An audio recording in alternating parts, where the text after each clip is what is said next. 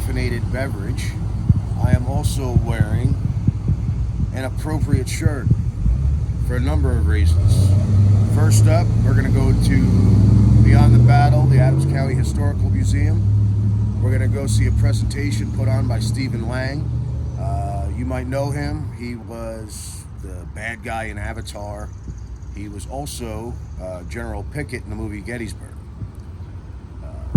Not only that, but there's Stephen Lang right there. It is also the anniversary day of Pickett's charge, so at some point today we will make our way to that part of the battlefield.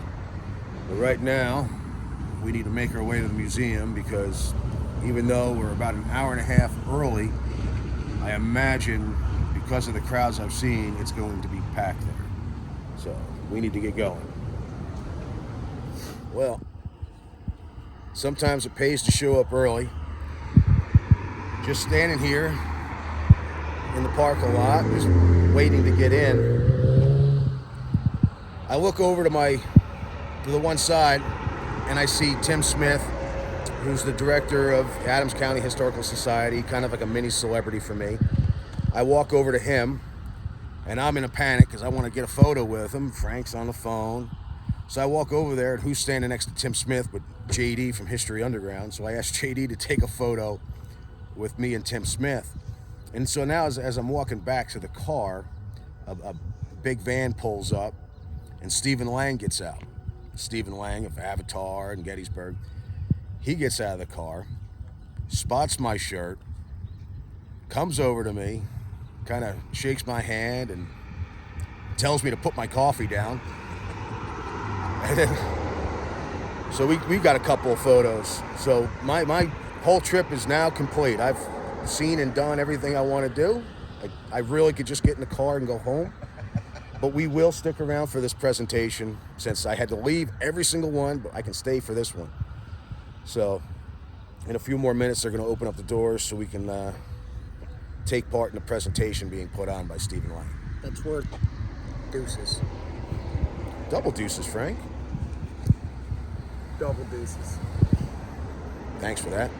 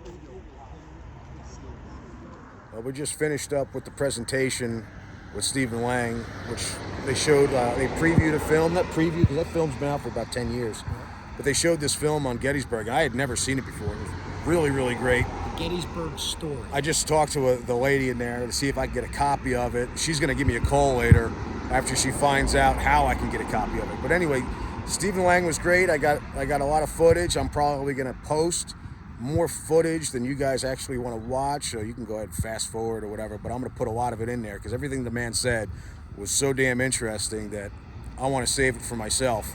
So I'm going to post it more for myself. If you guys want to watch. If not, fast forward. I don't care. But from here, we're going to head back down into town. I got to go to a couple gift shops, because I have a very specific things that I need to pick up for my kids, even though that my daughter told me last night that why do I go on vacation and pretend that I don't have any children? So I'm not going to pretend that I don't have kids. I have 3 wonderful children, and I'm going to go out and shop for them. So I'm going to stop in the shops, get something for my daughter, and then we're going to go down to Jenny Wade's and see if we can get on the list for that. At some point, we're going to walk Pickett's Charge. The rain holds out. Yeah, hopefully the weather holds out. We're going to head to do day 3 battle stuff. So that's the plan. Let's see if it all comes to fruition.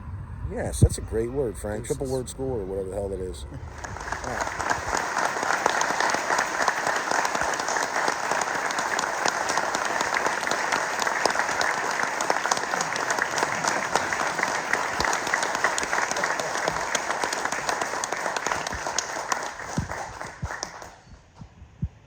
Tony Randall would say, sometimes they stand. He used to say that. Well, welcome. Stephen Lang, Slang as his friends call him. You all know him well, I'm sure. So I'm not planning to come back for at least 3 weeks. Where did you begin? An interest in the Civil War, Gettysburg, Pennsylvania? What's the initial Well, I was connection? always the movies interested me when I was a boy. I remember seeing the Red Badge of Courage and being very moved by that. And as you may know, when I was young, I was a big Errol Flynn fan as well. And he always kind of personified whether it was Custer or I can't remember who else, but he did his share of Civil War kind of work as well. So I mean, aside from the Civil War, it sort of prompted my my appreciation or sparked an interest in history. But when I really look back at the history that I was looking at as put out there by Hollywood, when I realized it's actually less history than it is myth. In fact, because Hollywood has always been interested in promoting the myth rather than the fact, and I'm down with that. But over the years, I've come to appreciate the history as well. Sure. I have massy, really, really lovely hair. I could look at my hair for hours. I also have always liked smelling good too. I've always liked. This is my. Speaking of good brand. Speaking about beautiful hair and smelling good.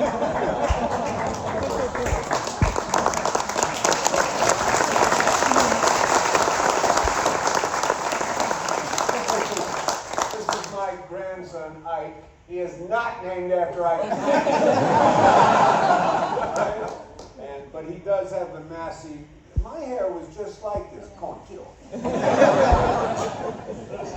Anyway, so but I think that I think that I love what Pickett brought to the party.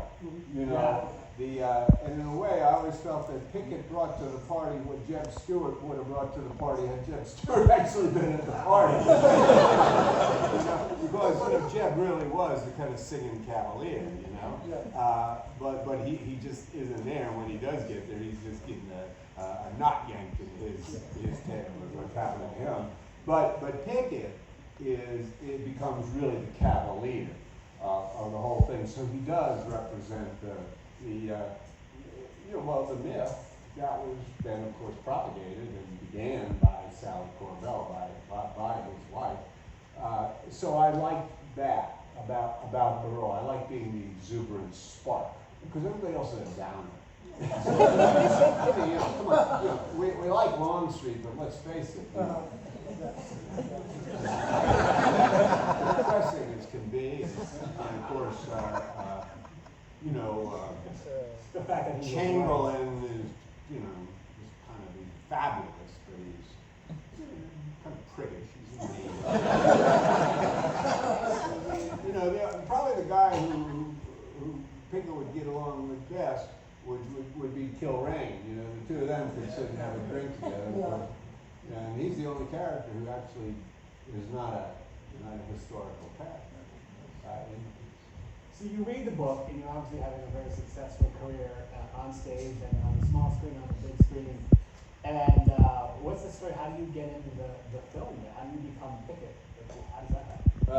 Well, I was playing Hamlet at the time. I was doing it at the Roundabout on Broadway. And my Laertes was a wonderful actor He's well known as the Rocketeer and many, many other things. And he's well known as, in his time as being the handsomest man in Hollywood. A really good-looking dude. You know, now he's old and gnarly like me. Good-looking guy, you know. Anyway, he was Laertes, and he says to me before a performance one day, he says, "Oh, there's this guy coming to see the show today. His name is Ron Maxwell, and he's going to direct a movie of the Killer Angels, and he's looking at me because I'm up to play Joshua Chamberlain." And I was like, wow, that's amazing. I didn't know anything about it.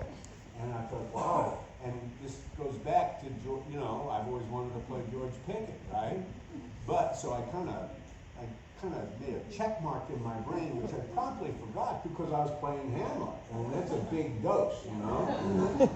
Anyway, after that performance, I'm walking out of the theater and a man comes up to me and puts out his hand and says, "Hello, I'm Ron Maxwell."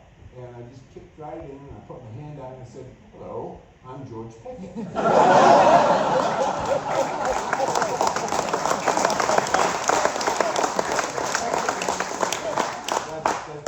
That's absolutely a true thing.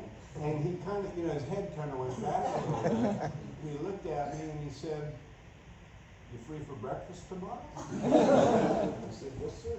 And we got him. By the time the breakfast was over, I had been cast as George Pickett.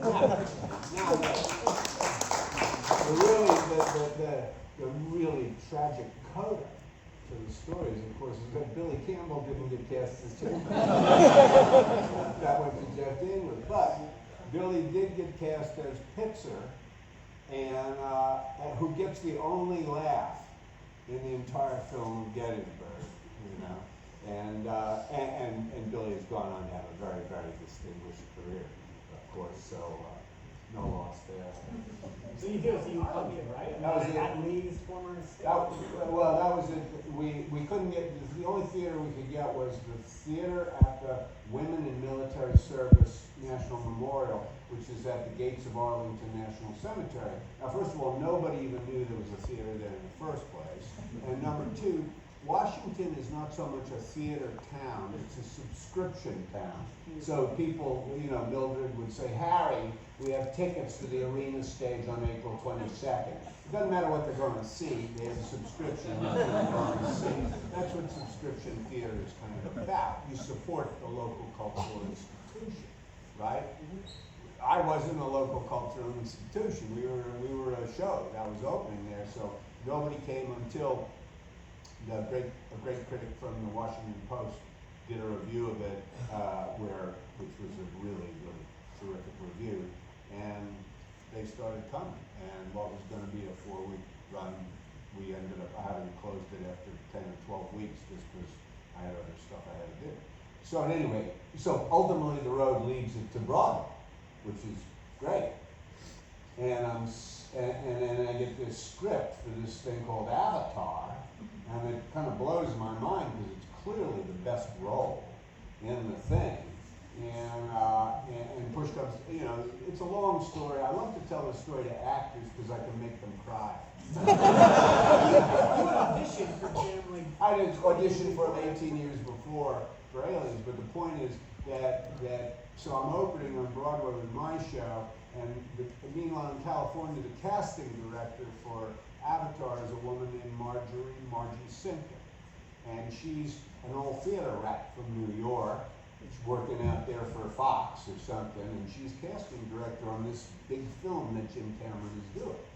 And she is looking through the New York Times theater section, and she sees a big ad for this play Beyond Glory, my play, and the ad was me looking real strapped because I'm a military guy and I'm in a sleeveless t-shirt. We used to call them wife beaters. You can't call them that. And we used to call them Dago tees. You can't call them that. So I'm not calling them that. Just so we get that right. That's what we used to call them. The sleeveless t-shirts, and I'm looking all strapped. And Margie Simpkin sees the ad, and she goes, "Hey, Jim, do you know Stephen Lang?" And Jim goes, "Good actor. Almost cast him in Aliens." Why? And she shows him the picture. And he looks at it, and he goes, "Of course." that's why they called me, and that's how I ended up getting this role in Avatar, which was quite life-changing for me. And so it is specifically and directly because of Beyond Glory. And Beyond Glory is specifically and directly because gods in general fail. So there you go. Anyway, That's how Avatar do.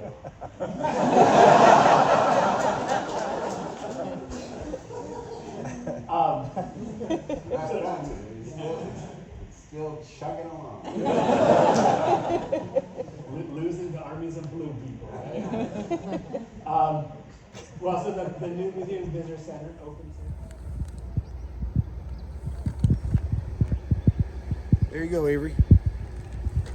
Got your husky.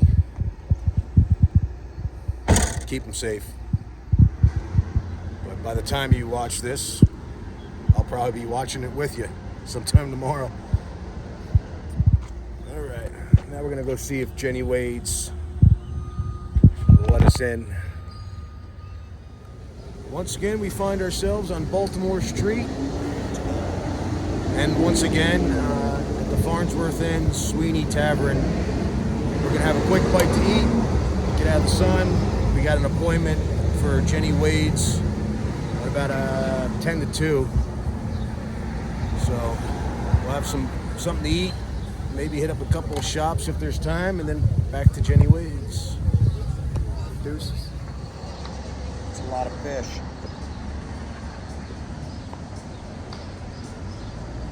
Lotto fish.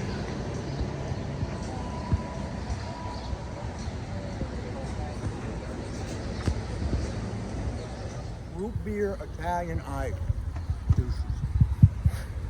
Root beer Italian ice.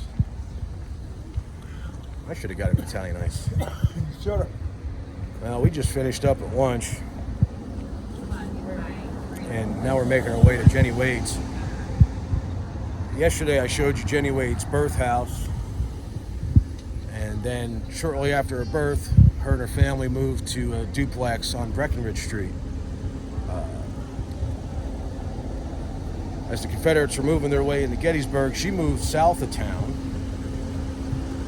to be with her sister, who just had a baby. She figured she'd be a lot safer there. So many people walking on the street, I just keep on getting interrupted. So I came up to the top of Jenny Wade's house just so I could not be bothered by foot traffic. Just to finish what I was saying, that it's in the morning of July 3rd, 1863, which is 160 years ago today. Bullet come through Jenny Wade's front door, striking her in the back, entering her heart, and killing her. So it is 160 years ago today that Jenny Wade lost her life, the only civilian casualty of these 3 days of battle.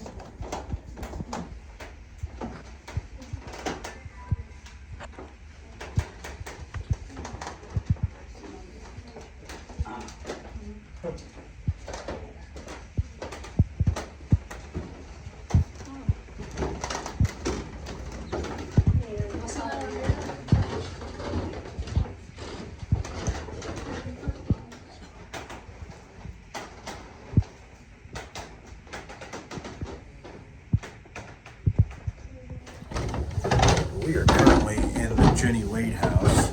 Now, I've done this tour before. This is the first time they just kind of let you in the house and tour through it by yourself. So we're just kind of making our way through and just kind of taking a look at everything at our own pace.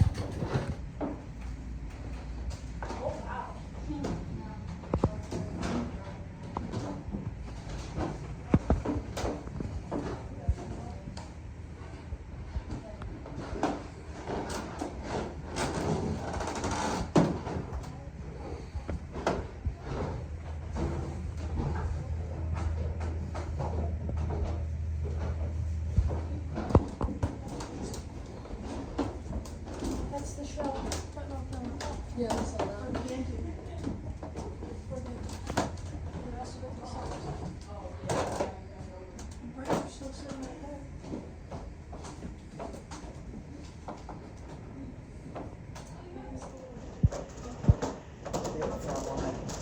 you at the battlefield.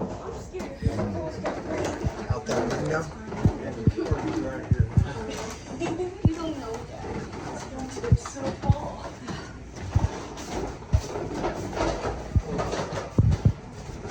No running water.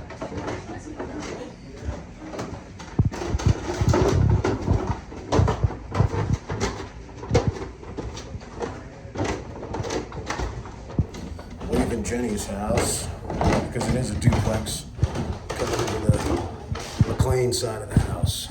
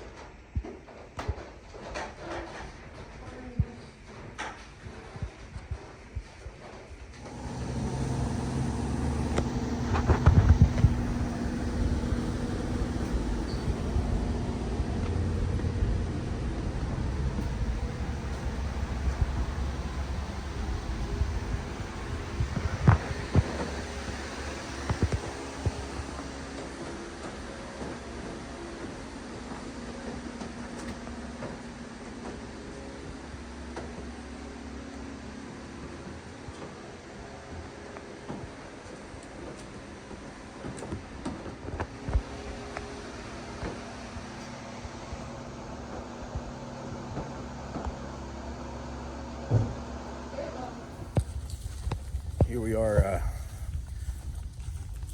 in the Confederate line area. My main man over here.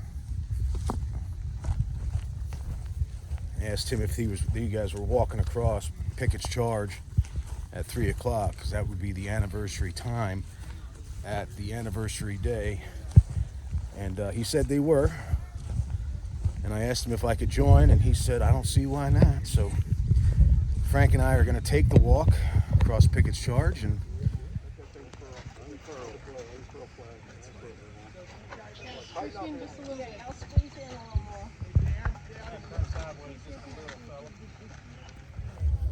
all right, we're just about to take off and walk across the same pathway as Pickett's charge. And we're going to cross all the way over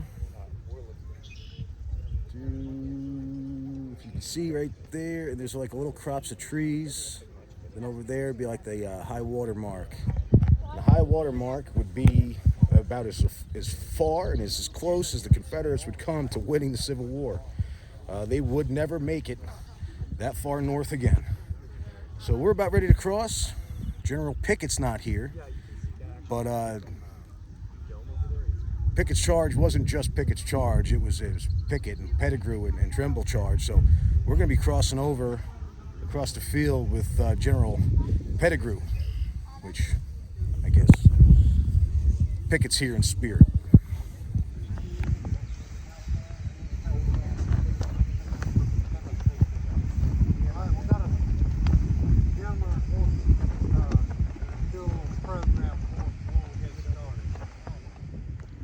It not only hasn't begun, but there is still time for it not to begin.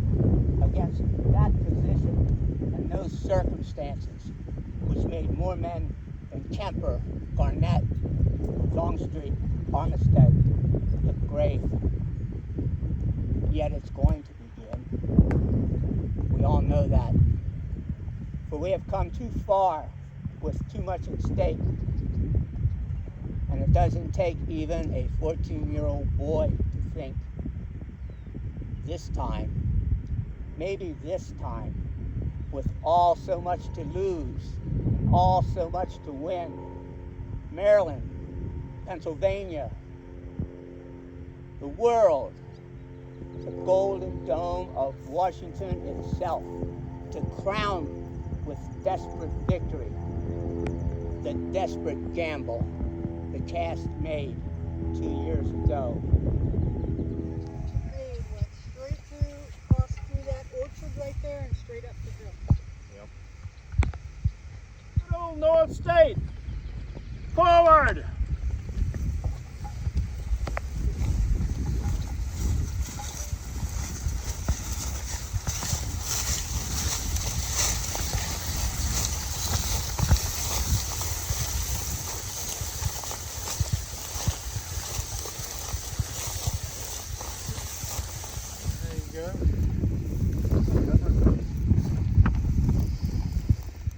Your Father, we come before you as we memorialize what was done here.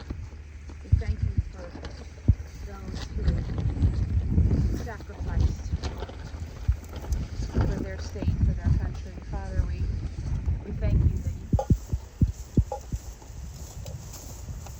Here comes the Virginians, led by General Robert E. Lee himself.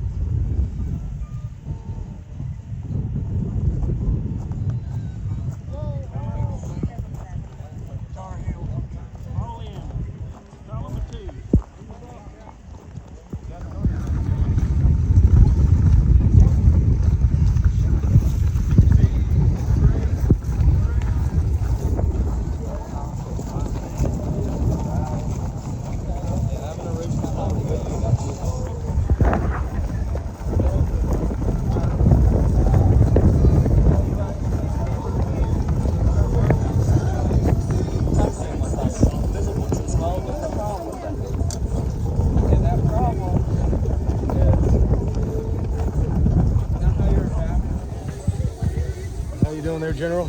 Good, good. You got any? I don't want to put you on the spot, but any words of wisdom? Any words of wisdom? See that tree up there? Yes, sir. Take that home and winter wood. We're in my fireplace. Take care of yourself now, General.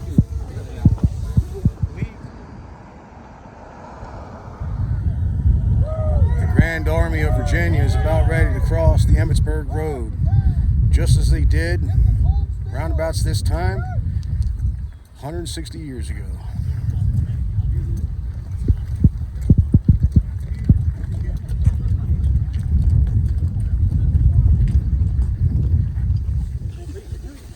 Who's this charge for? Virginia! Virginia! Take the course, Steel! Follow me!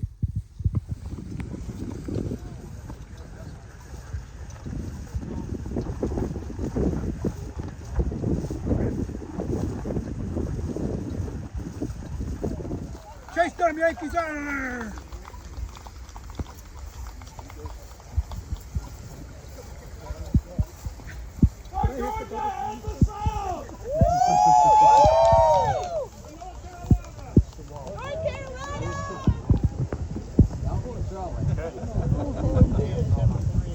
I know.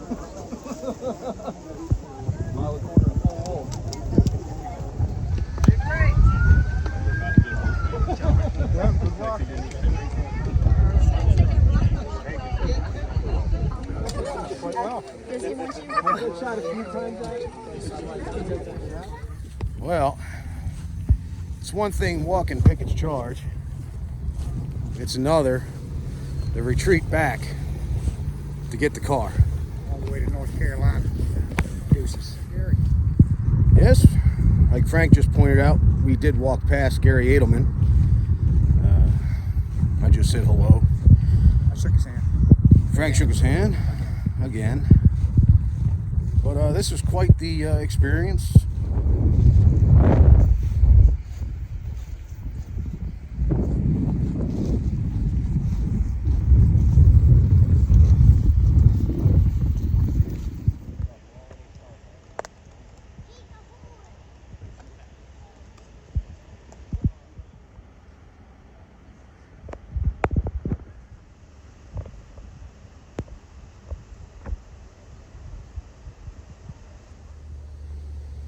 And as the rain starts falling,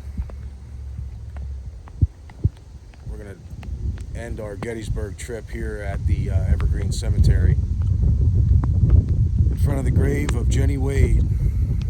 I figure it's fitting, stopping at all her houses and then her sister's house. Today would be the day that she was shot and killed. We stand here in front of her grave. Only one of two women that have the perpetual flag. It's her and Betsy Ross.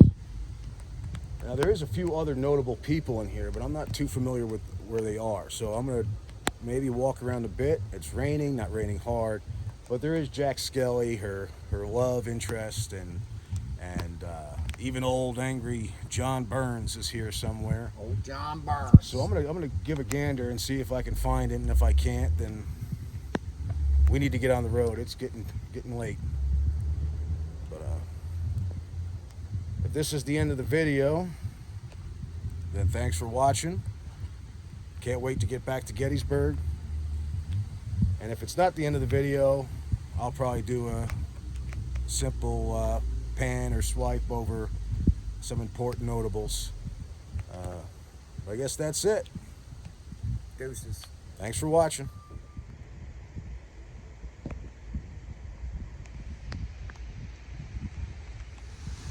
Just real quick, came across the grave of James Geddes. James Geddes, of course, is the proprietor and the founder of Gettysburg. It's not Gettysburg, it's Gettysburg is the proper pronunciation of this town. So there's that. But as we do walk through Evergreen, you come across the Zieglers of Ziegler's Grove and the Culp family of Culp's Hill. This is the oldest or the older part of the Evergreen. So a lot of notable names, because most places here in Gettysburg, most places of the battle, McPherson's Ridge, named after the farms or the families of of where something happened or the location. Spangler Spring, other names here. Now I think I know where Jack Skelly is, and I think that might wrap up the video. We'll just check out Jack Skelly and then maybe head over to the National Cemetery.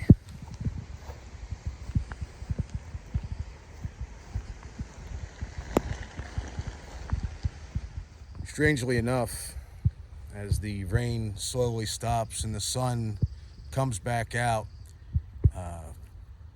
rainbow and a sunburst fell to this area. And I'm not making this up. This isn't like whatever, but I swear to God, like a sunburst came down, a rainbow came down. I walked over to it, and as I'm walking to it, I come across Jack Skelly, which is the love interest of Jenny Wade.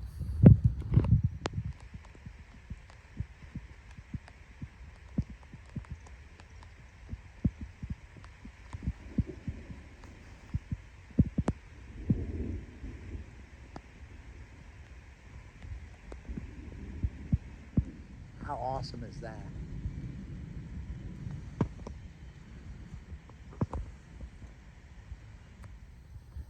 Now, I just got done telling you that I was looking for Jack Skelly's grave, and a sunburst and a rainbow came down right on top of his grave, and that's how I found it. Walking towards old cranky-ass John Burns, and what to my wondrous eyes should appear but another rainbow, to prove that I'm not making this shit up. It is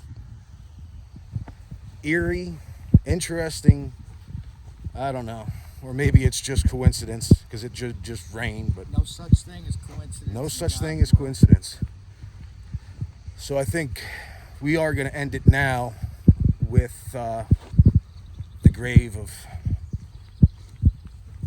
an American patriot, a Gettysburg hero, John Burns.